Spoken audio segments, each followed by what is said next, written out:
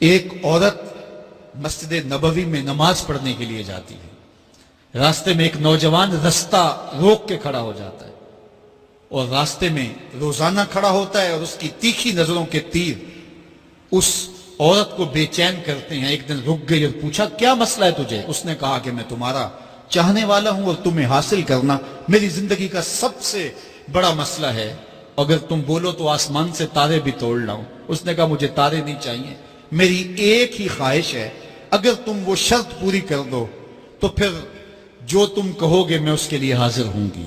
اس نے کہا جلدی بولیے، میں ہر آرزو پوری کرنے کے لیے فرہاد بن جاؤں گا، مجنوں بن جاؤں گا۔ اس نے کہا میری لمبی چوڑی شرائط نہیں، ایک ہی شرط ہے، 40 دن تک حضرت عمر کے پیچھے نماز پڑھ لو، 40ویں دن کی آخری نماز کے بعد یہاں میں تیرا انتظار کروں گی۔ اس نے کہا کہ یہ کون سا مشکل کام ہے؟ 40 دن تک حضرت عمر کے پیچھے نمازیں چلتی رہیں، عمر کی قرات کا سوز دل بدلتا رہا۔ 40 دن کے بعد آخری نماز جب ہوئی تو وہ نوجوان لڑکی راستے میں کھڑی تھی اور یہ نظریں جھکا کے گزرنے لگا، تو اس نے آواز دے کے کہا حسب وعدہ تیرے لیے حاضر ہوں۔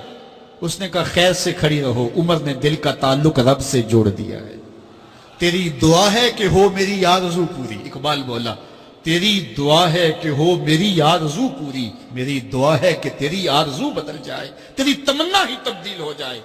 آرزوؤں تو ساری زندگی پوری نہیں ہوتی، کاش ہے کوئی زندگی کا رخ ہی پھیر دے، کوئی زندگی کی سمت ہی تبدیل کر دے۔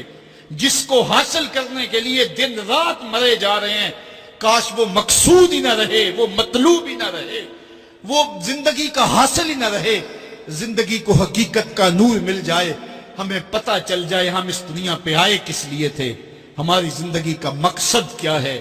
ایک طبقہ تو وہ ہے جو گناہ کرنے کے باوجود بھی نہیں ڈرتا، اور دوسرا طبقہ ہے گناہ کرنے کے بعد دل کانپ جاتے ہیں کہ یہ گناہ ہم سے کیوں سرزد ہو گیا، اور تیسرا طبقہ وہ ہے کہ جو نیکی کرنے کے باوجود بھی ڈرتا ہے، پتہ نہیں میری نیکی بھی قبول ہوئی ہے یا کہ نہیں ہوئی۔ حضرت سیدنا عمر رضی اللہ تعالیٰ عنہ عید کے دن رو رہے تھے تو کسی نے روک کے کہا کہ آج تو خوشیوں بھرا دن ہے، روزوں کی تکمیل ہوئی، ہر بندہ عید منا رہا ہے اور آپ رو رہے ہیں۔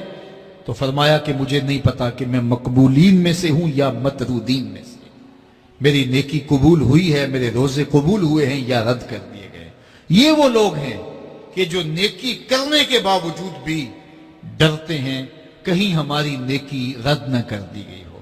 اللہ اکبر۔ حضرت حسن بصری رضی اللہ تعالی عنہ رو پڑے تو کسی نے کہا حضرت کیوں روئے ہو؟ کہا اللہ کی بے نیازی سے ڈر لگتا ہے، کہیں ایسا نہ ہو کہ وہ میرے عمل قبول ہی نہ کرے اور مجھے جہنم میں ڈال دے۔ محض اس کی بے نیازی سے ڈرتے ہوئے حضرت حسن بصری رو پڑے کہ اللہ تعالیٰ جل شانہ بے نیاز ہے، اس کو کوئی پرواہ نہیں ہے، تو کہیں ایسا نہ ہو کہ میرا سب کچھ جو ہے وہ رد کر دیا جائے۔ تو خوف سے، اللہ کی خشیت سے، اس کی بے نیازی سے ڈرتے ہوئے عمل صالح کرنے کے باوجود بھی ڈرتے ہیں، کہیں ایسا نہ ہو کہ ہمارے عمل رد کر دیے جائے۔ اور کچھ لوگ خاتمے کی وجہ سے ڈرتے ہیں، کہیں ایسا نہ ہو کہ ساری زندگی ہمارا عمل اچھا رہا ہو اور ہمارا آخر برباد ہو جائے۔ ایسے لوگ بھی ہوتے ہیں کہ جن کے عمل بہت اچھے ہوتے ہیں ساری زندگی، لیکن ان کا آخر ٹھیک نہیں ہوتا۔ بلعم بن باورہ کی مثال ہمارے سامنے موجود ہے۔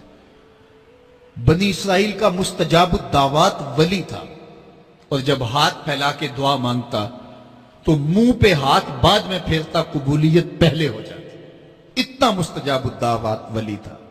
پھر کیا ہوا کہ اللہ کے نبی کے خلاف اس نے ہاتھ اٹھا دیے، عجب میں آ گیا کہ میں اللہ کی بارگاہ میں مقبول ہوں اور میری ہر دعا مان لی جاتی ہے۔ تو پھر کسی کے کہنے پہ وقت کے نبی کے خلاف بد دعا کرنے کے لیے کھڑا ہو گیا، اور جو کہنا چاہ رہا تھا وہ اپنے حق میں نکل گیا، اور پھر زبان اس کی لٹک گئی، زمین چاٹتا تھا، اور قرآن نے کہا مَثَلُهُ كَمَثَلِ الْكَلْبِ، اس کی مثال کتے کی مثال ہے۔ اب ذرا غور کیجئے کہ بنی اسرائیل کا مستجاب الدعوات ولی ہے، لیکن انجام کتنا بد ہوا۔ مَثَلُهُ كَمَثَلِ الْكَلْبِ، اس کی مثال کتے کی مثال ہے۔ اسی لیے میاں صاحب بولے پڑھنے اتے مان کرینا تے نہ آکھی میں پڑھیا او جبار کہار صداوے متا روڑ دے وے دودھ کڑیا. کتنے لوگ کس کمال پہ پہنچے ہوتے ہیں لیکن انجام ٹھیک نہیں ہوتا. کمال اس کا ہے جس کا انجام ٹھیک ہو گیا. رنگا رنگ سہیلیاں پرن کڑے پر پریا استا جانی ہے جس دا توڑ چڑھے. حضرت ابو ملیکہ رضی اللہ تعالی عنہ فرماتے ہیں, بخاری کتاب الایمان میں یہ روایت ہے, فرماتے ہیں میں 30 اصحاب رسول سے ملا ہوں. حضرت ابو ملیکہ تابعی ہیں.